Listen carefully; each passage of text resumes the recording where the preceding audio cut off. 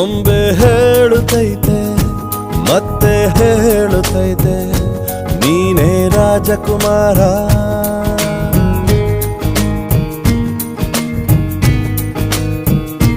ಹೊಸ ಬೆಳಕೊಂದು ಹೊಸಿಲಿಗೆ ಬಂದು ಬೆಳಗಿದೆ ಮನೆಯ ಮನಗಳ ಇಂದು. ಆರಾಧಿಸೋ ರಾಜರತ್ನನ ಆಡಿಸಿಯೇ ನೋಡು ಬೀಳಿಸಿಯೇ ನೋಡು ಎಂದು ಸೋಲದು ಸೋತು ತಲೆಯ ಬಾಗದು.